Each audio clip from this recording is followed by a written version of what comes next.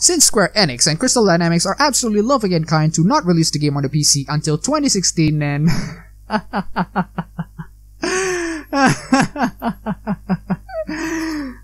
let's not forget that one. I'm only be able to judge Rise of the Tomb Raider based on its story aspects and not the gameplay. So full disclosure, I have never played the game. I only watched the playthrough and watched the cutscenes. Not that I'm gonna judge it on the gameplay anyway, because I have no interest in the gameplay. I am more interested in the story, and I really want to see what they did with it. I don't think that you're gonna need to play the game to experience the story, so that's why I did this to watch the cutscene on YouTube. Works for me, I guess.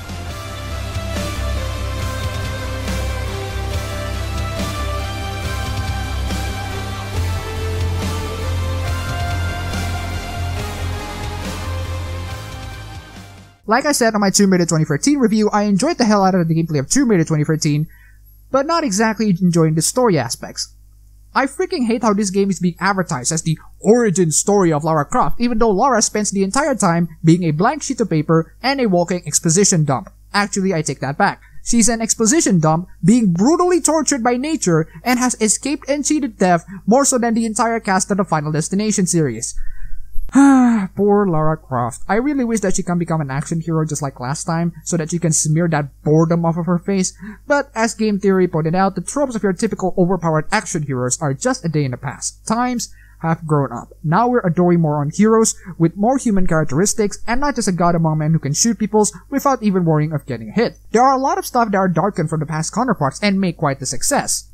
There are a lot of stuff that are darkened from their past counterparts and make quite the failure. It entirely depends on who or what kind of materials that you want to be more serious.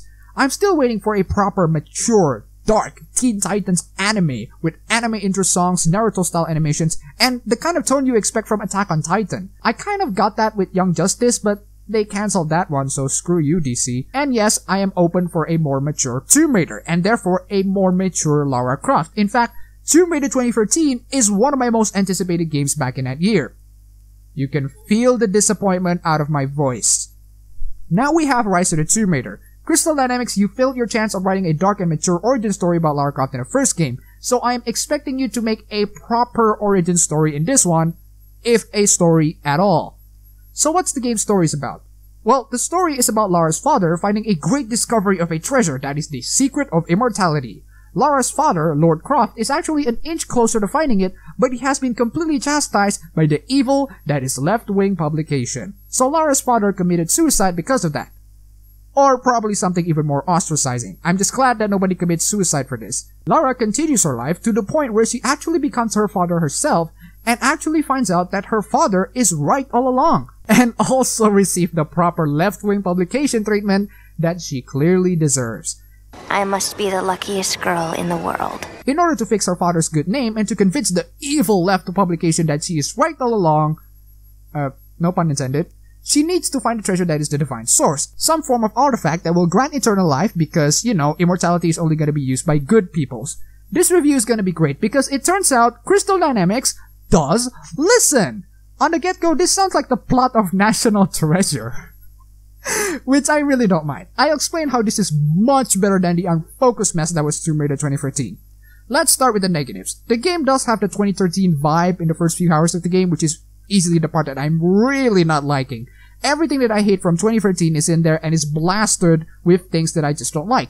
However, the rest are very interesting, and it should have been what this entire game should be. Let's point out some moments where the game does right. For example, in the present, we have Lara desperately trying to find clues on a treasure that her father has left to the point where her stepmother is extremely worried of her mental condition, which is a legitimate thing to be concerned about. I loved Richard.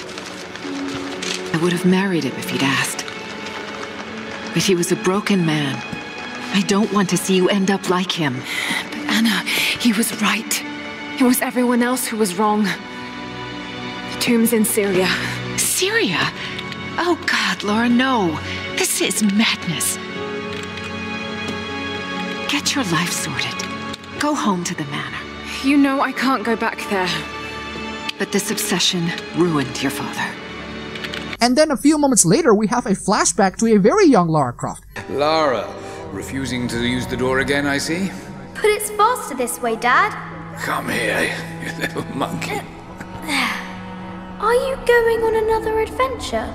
Yes, my greatest one yet. Well, I've decided that I should be your assistant. Oh, have you? Well, there's no one I'd rather have by my side. But this business, it's too dangerous. Lara, listen to me. Someday, you're going to make such a mark on this world. You're going to make me so proud. Yes, even though that moment is riddled with tons of expositions and speeches, then I encountered this moment. Dad, what's happening? They're fools! You're scaring me. I'm close, Lara. Close to something important. Someday, you'll understand. I don't want to understand. I just want you to stop. Be my dad again. And at that moment, I was genuinely invested. That simple sentence from Lara to her father brings a lot of emotional weight and depth in a degree that I honestly never thought possible. Thankfully, the game doesn't throw this into your face randomly and actually address it later. When I was young, it was just my father and I. He was an archaeologist too.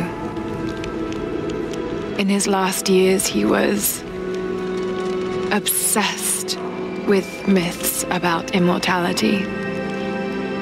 Of course, no one believed him, including me.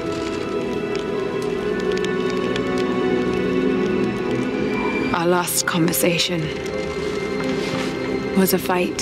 He took his own life. I thought I'd come to terms with it, but something else happened. then I saw something that I thought was impossible. It changed everything. I realized my father was right. He died alone and broken, but he died for something.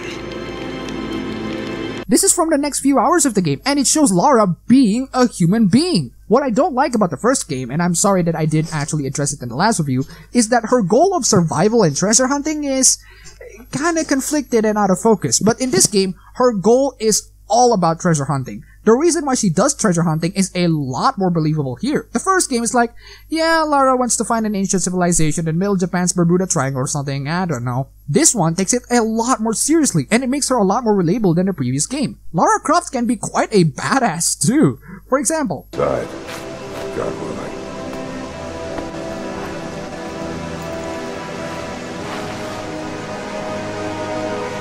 Open it. Carefully. It could be extremely dangerous.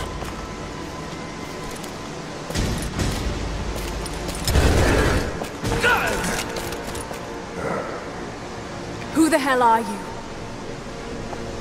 You're a smart woman. I suspect you already know.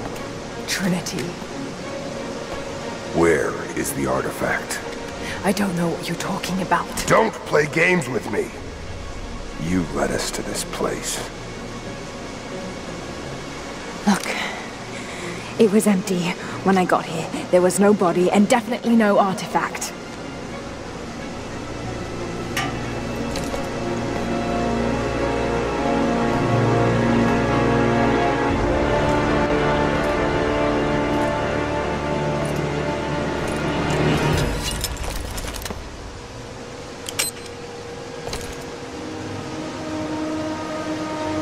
Get down!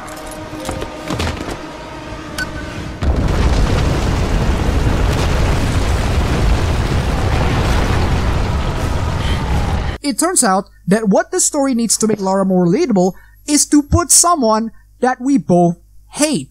An actual freaking villain. And not only that, this villain actually challenged Lara both physically and mentally. In some ways, they also challenge her psychologically. That's a great idea, and I honestly never thought that you're gonna go that far. Again, spoilers, but I really have to drive this point clear.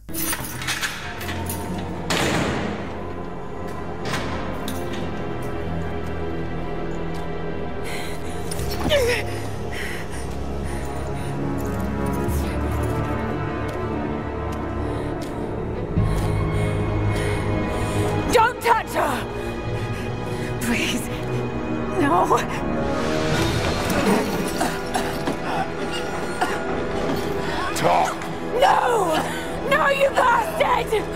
Where's the divine source? Please!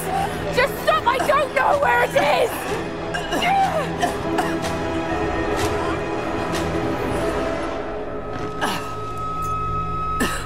That's enough. She doesn't know.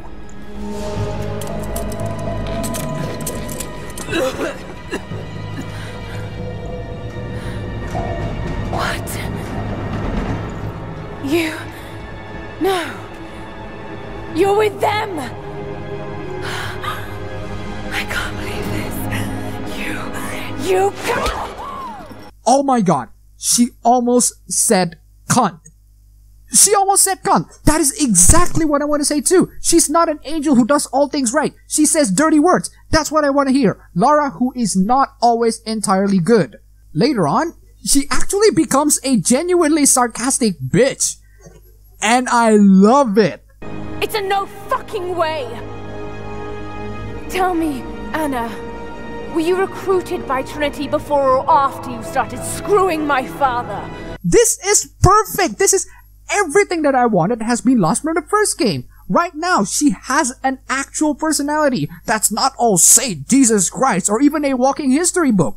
Lara is angry, and she is a hell of a lot angrier than the first game, and she is even angrier for a reason that we can also be angry at. At one moment, she actually demonstrates her cleverness in a very cool and subtle way. I thought I was alone. So did I, but here we are. So what should I call my new acquaintance? Nothing. I won't be staying. Lockpick earring? That's freaking smart. That's pretty freaking badass. That's almost as close as shock and horror? The old Lara Croft. Nice trick. Can you get us out of here? There's no us. I don't even know who you are or why you're here. Oh my god, was Lara actually acting bossy there? A moment where she doesn't act like the righteous Jesus Christ. You won't get far without me. You don't know how far I've come. Oh wow, did she actually make a witty retort? Did she actually laugh in the middle of a huge trouble? Yes, she freaking laughed! Oh my god! This is amazing! This is how you make your character likable and relatable. You don't have to make them to be the most always right. Make your character to do wrong once in a while, or act like a bitch once in a while. We're totally fine. That's what makes her human, and that's what makes us human. I mean, seriously, I am totally cool with Lara that acts like a smart and clever bitch, more so than Lara that acts like a boring prophet of Jehovah's Witnesses. I also freaking love how her motifs are actually challenged by other people's other than her villains. It turns out that, shock and horror, she is not always right all along. So you believe the divine source is real? I honestly don't know. But if there is any truth to it, I have to find out. It needs to be researched and studied. It could make a difference to the world. It's not something to be hidden away. A difference is not always for the best. I actually love that this game considers some possibilities that her desire for treasure hunting might be actually doing more harm than actual good. I love how incredibly selfish she looks in front of everyone, even the audience, which makes us to question if she's actually the good guy or not. I can help them, Jacob. Will you do this for us? Or for that which you seek? Right now, they're one and the same. Yes, that's right. Lara Croft acts selfish. That is a negative trait. And that is fine, because everybody has negative traits. That's what makes us all human. There's even one moment in which she makes a sarcastic comment of leaving her friend to die, which is Lara Croft at her funniest. You could have left me in that river. Would you have left me? I'd have thought about it. What makes you think I didn't? Despite what she says, there are some possible hints that she might be doing this for herself and for her father, and not for the good of mankind. That is quite selfish, but at the same time, that is exactly how you should start a good character. Don't start them with perfection, because perfection should be what they are trying to achieve. In the hands of bad writers, she's gonna stay selfish, and even more selfish as time passes by, but Crystal Dynamics has actually good writers at hand and doesn't make her all the way selfish. Lara is actually learning from this and decides to change her goal from treasure hunting to stopping people on hunting dangerous treasures. This is a real, proper character development. She does something that she would not do in the past. She becomes something that she isn't in the past. She becomes someone better. This is how you do it. This is exactly what is missing from Tomb Raider 2013. This is how you make your main character relatable. Speaking of relatable, even the villains are relatable, and they're not just two-dimensional characters. Soon, you will have your day. We both will. Just as long as you don't lose focus again. What do you mean? You're sentimental about her. The Croft girl, I can tell because she's still alive. We can't afford to dwell in the past. You doubt me? You know what I've given to Trinity, what I've sacrificed, what I face.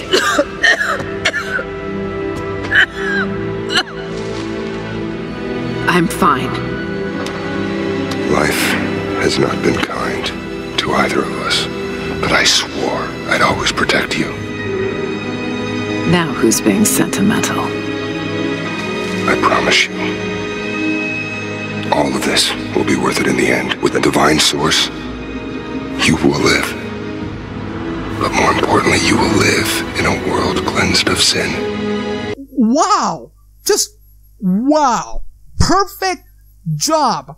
Perfect, amazing job, Crystal Dynamics. Absolutely freaking marvelous. For now, I'm just gonna say that I freaking love Rise of the Tomb Raider based on its story alone. It takes everything that is wrong from the first game and actually makes a significant improvement of it.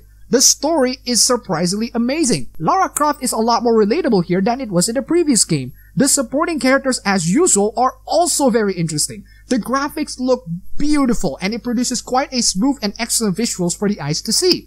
Lara looks extremely beautiful, and the voice actress Camilla Liddington, as always, did a spectacular job. It's everything that I want from the first game, tweaked into oblivion. If I rate this game based on its story aspects, I would give it a 4 star out of 5 because there are some aspects that I didn't like. The story aspects are actually pretty damn good, but combining this with the gameplay that is everything that I love from Tomb Raider 2013, and knowing that this is a game that provides a good story combined with a great gameplay, I think this game deserves a 5 star out of 5. For now, because I haven't properly played the game. The story of this game is amazing, and I'm very surprised how this game turns out to be. If you think that your Xbox is not worth purchase and you want to sell it out, just hold it up for a moment and enjoy this game. Before you sell it out, it's a worthy title for an exclusive, a temporary exclusive, but still exclusive, and I cannot recommend it any more than right now. That's all for the video today. If you like this video, you can go ahead and click the like button and subscribe for more. Thanks for watching.